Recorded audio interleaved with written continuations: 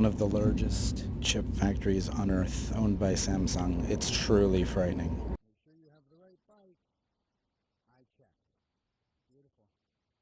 Good morning, everyone. I'm here in South Korea, home to the world's best public transit system. And today we're going to go from its oldest line to its newest and fastest line. We're going to do a driverless line. So come with me. Let's explore some of Seoul and its surrounding areas' best transit options. You follow these tracks long enough and you'll get all the way to Seoul going that way and all the way to Busan going that way. This is the Seoul Metropolitan Region Line 1.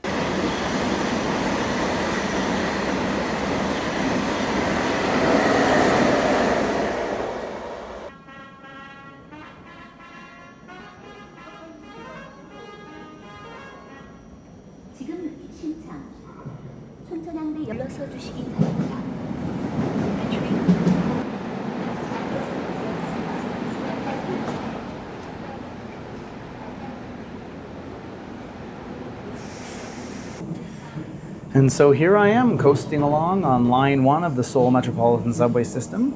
This line opened in 1974, although this section that I'm in, to Cheonan, it only opened in 2005. Now this was always a rail here, but it wasn't included in the subway system until then. The underground portion is actually only from Seoul Station to Cheongnam. It's actually very little of the line. It's only 10-15 kilometers of it.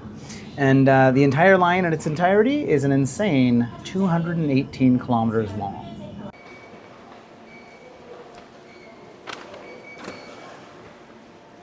The high-speed rail is actually above me right now, which explains the height of the ceiling and all these metal pillars everywhere. It looks like some kind of neo-noir Gilliam-esque city hall from the future, but this is the passage that links Asan, the commuter rail, line 1, to the high-speed rail. So let's get up there. These stairs will actually take you up to the platform itself, but they are an emergency exit, so that's frowned upon. There she is, gentlemen, our high-speed portal into the big city. This is all elevated concrete too, to accommodate the 4 tracks that are up there. So this stuff isn't cheap to build. So just to reiterate, that's line 1, Asan Station over there. And then all of this elevated platform is Cheonan Asan Station, and it continues northwards towards where we're going.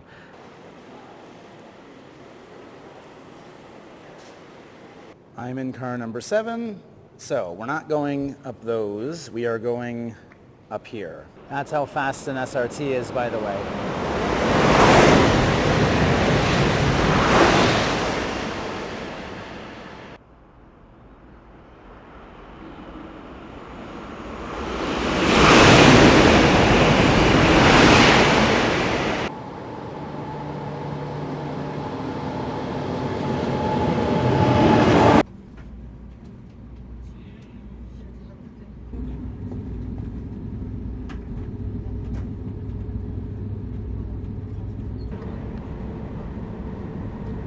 Now, I'm getting off at Dongtan Station.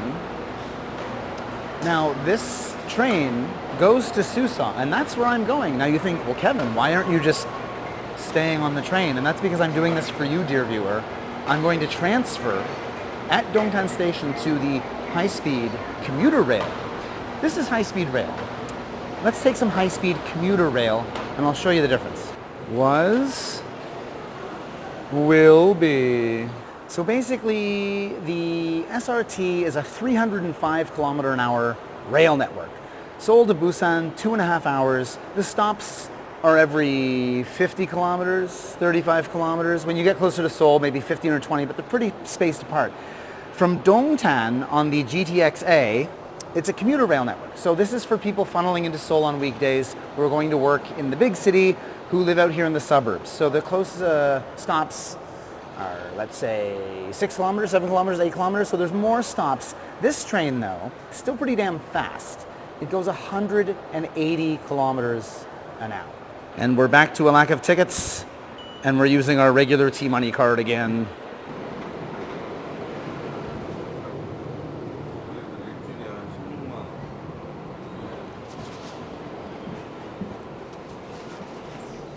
This is also more expensive. This trip is going to take 20-something minutes. It's going to cover quite a lot of distance. It's going to be 4,100 won, which isn't that expensive, but considering it's like a subway or a commuter rail, because of the speed and the efficiency, you are paying more. 출입문이 닫힙니다. 출입문이 닫힙니다.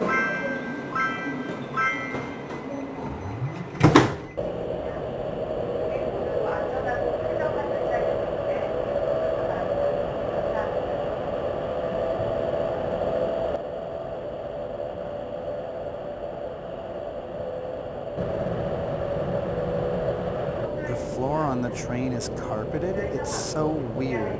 Why is it carpeted?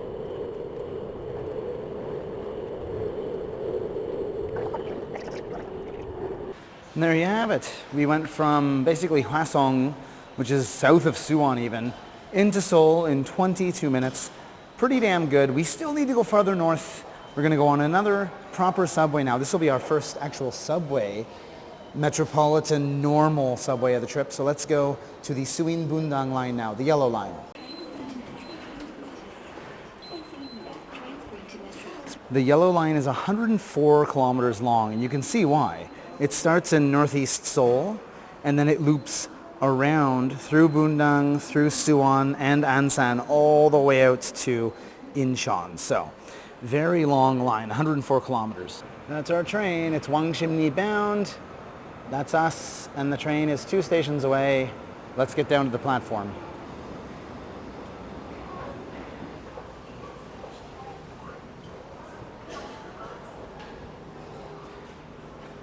Like I said, a completely normal subway, finally.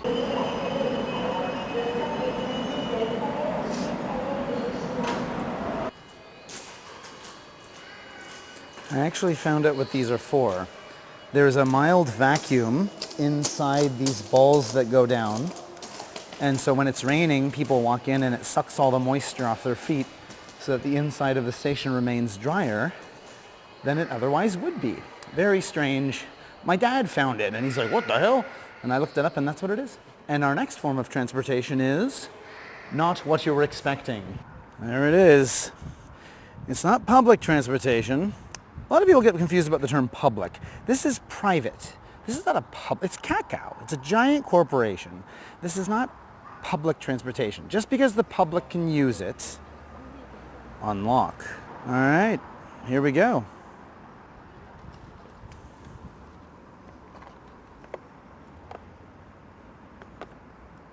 How smooth is this camera ride gonna be? Pretty bad? Well, there's only one way to find out. This is like power assisted. I've never been on one of these bikes in my entire life.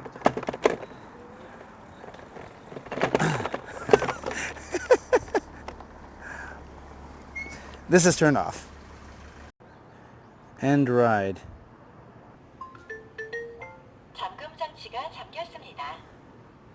Nice. That cost me $1.70, 1,700 won. Like that's like a bus.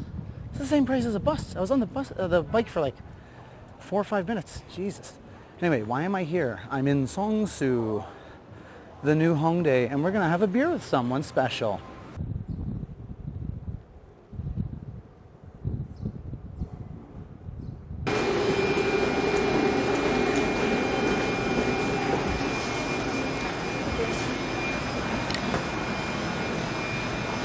What is this train doing? Sometimes they do have like a transfer station nearby where they like repair them or like clean them or something. And now I'm on line 2. It's a circular line. Goes all the way through Hongdae, down to Yeongdeungpo and around through Gangnam, Jamsil, back up through northeast Seoul, goes through downtown. The entire loop is 48.8 kilometers long, and it was the longest subway loop in the world for a while, and now it's the 3rd one. Which is still fairly impressive. It was kind of mused about in 1972, and then construction started in 1978, and then kind of northern part, but it finally became like a proper, real finished loop in 1984. And in 2019, it had an annual ridership of 812 million passengers, which is like an insane number. That's 2.2 million a day. And at peak times during the weekdays, the trains come every 2 minutes and 18 seconds. And even then, on the off-peak periods, it comes in at 5 or 6 minutes, which is still really frequent. So very, very busy line.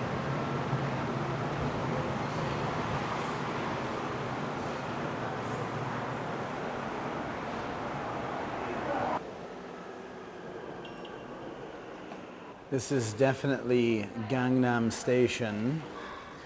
As we all remember, the viral hit. The best part about the Shin Bundang line is that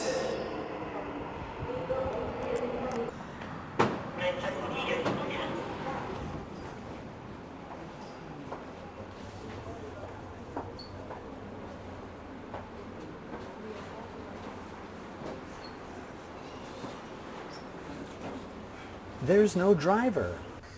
And now I'm on the Shin Bundang line. So the Suin Bundang line is the yellow one from earlier. It was just the Bundang line for a long time. The Shin Bundang line means the new Bundang line. And it was opened in October 2011, which is just before I got here in country. So 4 or 5 months before I got here. So I remember actually riding this when I was new in the country. And it would have been a really new line then. It's still a new line now, in all honesty. And it is driverless. And so they're automated and they run every 5 minutes during peak times. And it's an SBL line signal system. It's communication-based train control. It uses two-way digital radio communications between intelligent trains and a network of computers designed for high system reliability. And now obviously when they say there's no operator, it means there's no operator on the train. There's obviously someone controlling the trains from a kind of central command somewhere on the network.